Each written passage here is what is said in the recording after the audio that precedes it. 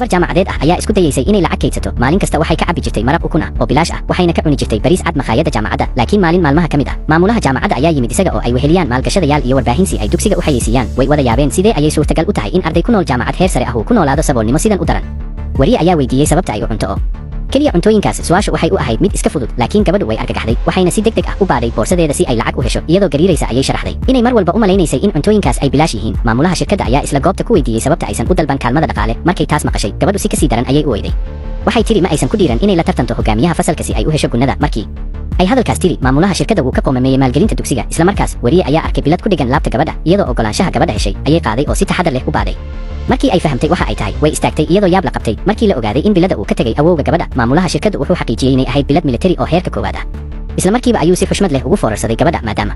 dhacdadu si toos ah uga socotay telefishinka meel kale nin waayeel ah ayaa isna arkay bilada wuxuu garowsaday inay ahayd sharafta taliyihii hore ee uu hoos iman jiray muddo 8 sano ah wuxuu ku booqan jiray howlka xusuusta ku dhawaad maalin kasta isagoo rajaynaya inuu mar uun la kulmo taliyaha ama carruurtiisa si uu u daryeelo laakiin weligiis ma uusan malaynin qoyska haliyeygu ku noolaan doono duruufo sidan u adag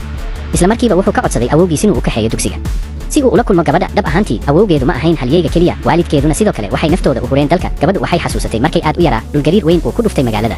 aabbaheed ayaa si degdeg ah loogu diray goobta musiibada mana uusan soo laaban mar dambe markii tan la maqlay qof walba uu aamusi waayey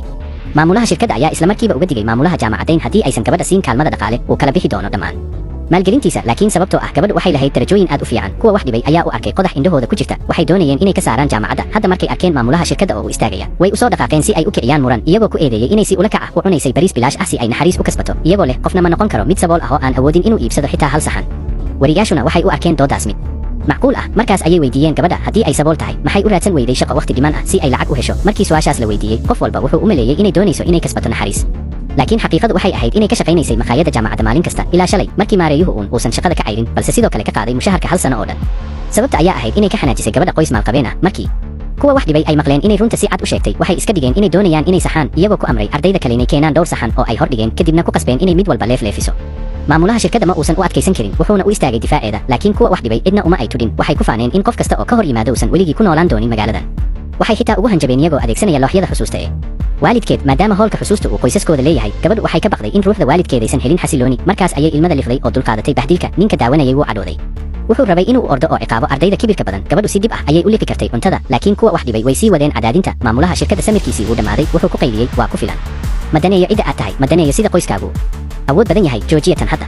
laakiin qofkii wax dhibayay uu iska indha tiray waxay ku jeesjeesay in maamulaha shirkaddu had iyo jeer ku dhex farageliyo arrimaha dadka kale waxayna tiri maanta uu bixin doono qiimaha iyadoo ku qasbaysa inay wejigeeda ku dharbaaxdo hortooda maamulaha shirkaddu weligiis ma uusan la kulmin baxdil sidan oo kale ah isla markiiba wuxuu wacay booliiska laakiin maamulaha jaamacaddu wuu baqay in fadeexadu sii fido wuxuu ka codsaday inuu iska daayo maadaama qofka wax dhibaya uu yahay qof aysan awoodin inay ka hor yimaadaan waxay ahayd gabadha caanka ah ee qoyska shang markii tan la maqlay ninkii wuu gariiray cabsi darteed isla markiiba wuu ka cudur daartay shaqaalaha telefishinku ma aysan ku dhiiran inay sii duubaan si aamusnaan ah ayay goobta uga baxeen waqtigaas gabadhu ma awoodin inay qaniinto xitaa hal xabo oo kale laakiin qofkii wax dhibayay weli ma joojin waxay xitaa ku qasabtay arday kale inay iyagu gacanta ku quudiyaan laakiin waxa aysan ogeyn ayaa ahayn laba nin oo awood badan oo taageerayay gabadha ay horay u gaareen albaabka makhaayada si ay u soo badbaadiyaan gabadha la dulmiyey maxaad halkan ka samaynaysaan